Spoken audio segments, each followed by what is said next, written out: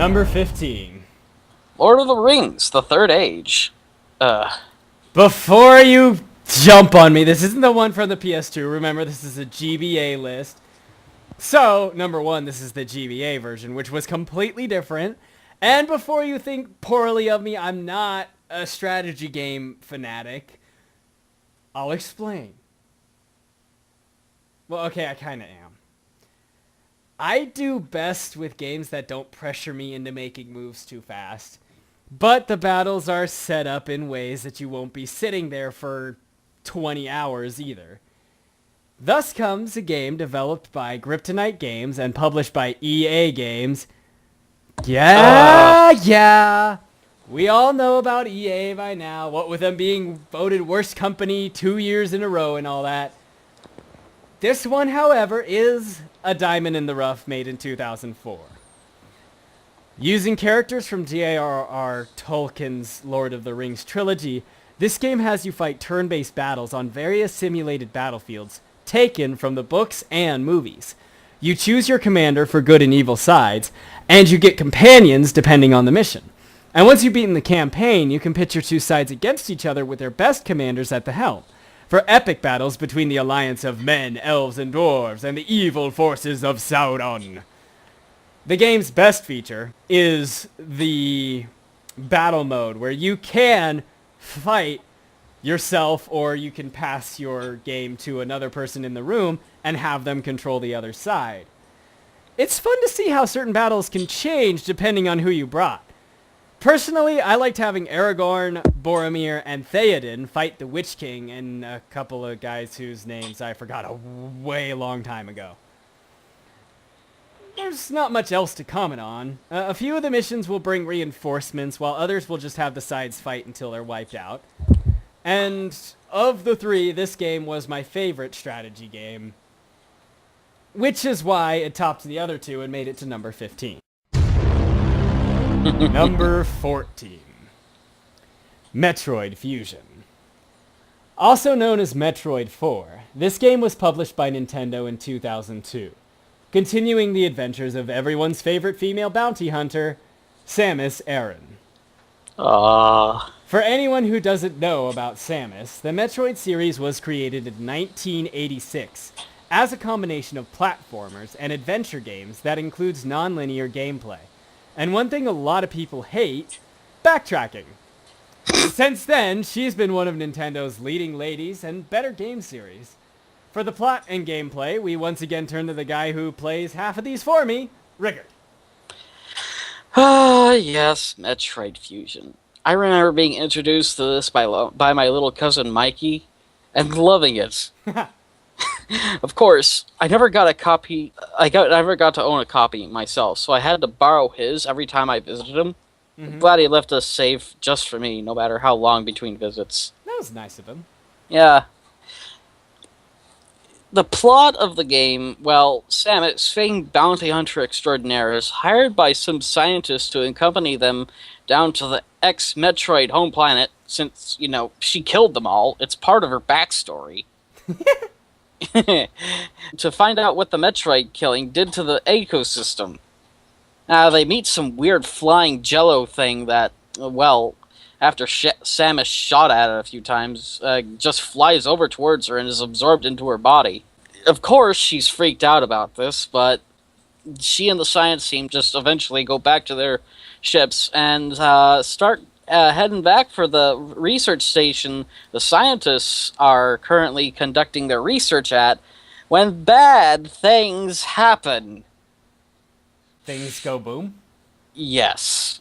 Our main character did not just kill herself before the beginning of the game. Her ship had an automatic life pod ejector thing, but while it may have given her more time to live, the alien, Jello, that flew into her body, it's killing her from the inside. Well, that sucks. Yep. And when the scientists rescued her, they found themselves needing to do some more work since the alien somehow fused the suit that she wore to Samus's nervous system, so they had to start removing it surgically. For kids. For kids. Oh, God. After that, they somehow came up with an antidote to stop the spread of the Jello alien parasite What's-It, and somehow end up turning Samus half Metroid. Because future science. Yes. And this is all before you start playing the game. Huh. Interesting. Anyway, turns out the suit had to be removed from her still had the living alien Jello presence and had somehow become animated and started wrecking the lab it had been taken to for study. And because of that, Samus is given the job to go down there and investigate things, which is where the game actually begins. So I think I'll leave it for people there to find out the rest. Can't spoil everything. Yeah, can't spoil everything. What about the gameplay? The gameplay is pretty solid, with none of the floaty jumps from the first games, as well as the ability to cling to ledges. The combat feels nice, though a little bit too strategic in my opinion, and without certain power-ups that you get later, it gets somewhat frustrating, especially when you fight bosses that give you power-ups. I get that you're supposed to feel somewhat helpless, especially when you get to the obligatory cold level, since you're half Metroid, and Metroids are weak to cold. Oh. Yeah. Okay. Come on! This is Samus Aran, badass bounty hunter. She shouldn't feel like some sort of helpless survival game heroine. She should be kicking ass and taking names. Yeah, I mean, the helpless survival game heroine is now Lara Croft. Am I right? Aha! No, I'm sorry. That's a terrible joke. But yeah, that's honestly why I think it gets the number it gets in the list. Because while it's fun, the game can get rather frustrating and unforgiving. You need to think fast at parts and move as quickly and as carefully as you can. And there are quite a few countdown to self-destruct parts in the game that get rather old rather quick. So, good game, but it really didn't need to be any higher than number 14. Nope, unfortunately not. Number 13. Kingdom Hearts, Chain of Memories. I remember this game! Another Square Enix game released in 2004, Kingdom Hearts Chain of Memories continues Sora's journey to find his friend Riku after the end of the first game, and takes place before the events of the second, making it an official part of the Kingdom Hearts storyline. Well, all the games are, but people are starting to get annoyed by all the handheld releases. I personally think they should probably choose to release on just handhelds or just consoles, so people stop getting confused. As much as I know they'd pick consoles and I'd lose out. Sad. For anyone who needs to know or hasn't refreshed their memory lately, since Kingdom Hearts has almost dropped off the map, for the time being, Kingdom Hearts is a series of action-oriented role-playing games that is a collaboration between Square Enix and the creators of Final Fantasy and Disney, the creator of all those movies you watched as a kid, like Aladdin and Beauty and the Beast. This makes it one of the biggest collaborations for gaming fans between two big corporations.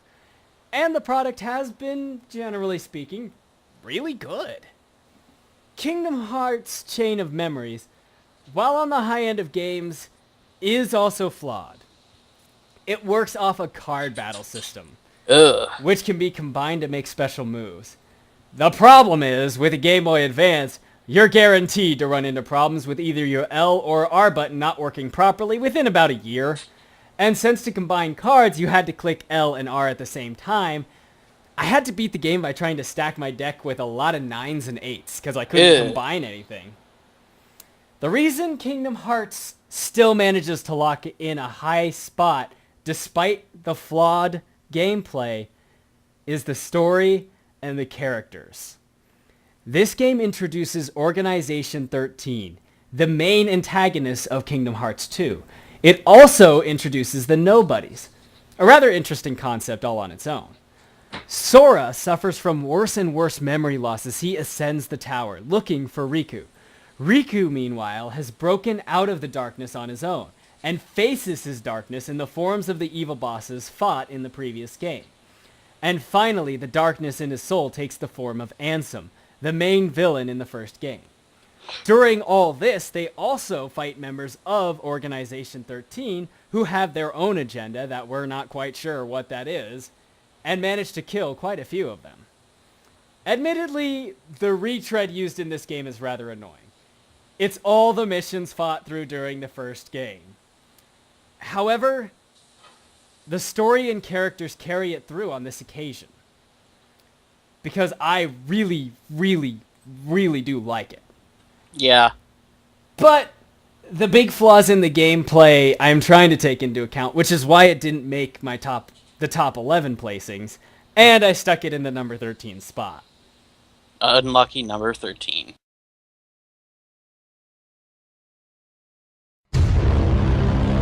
Number 12. Golden Sun, The Lost Age. Just missing out on number 11 is Golden Sun, The Lost Age. This game was the sequel to Golden Sun, and released in 2003 by developer Camelot Software. This game continues the story of the first game, picking up with new main character Felix instead of Isaac, and continues this throughout the game as the group tries to save the world that is dying by restoring the power of alchemy.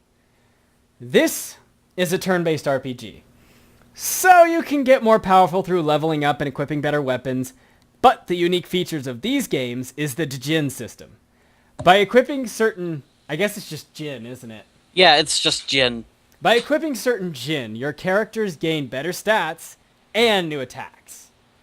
The only reason this missed out on number 11 is for a reason I'll discuss a little later down the list, so do be patient in the meantime. For now, know that Golden Sun, The Lost Age stands strong at number 12.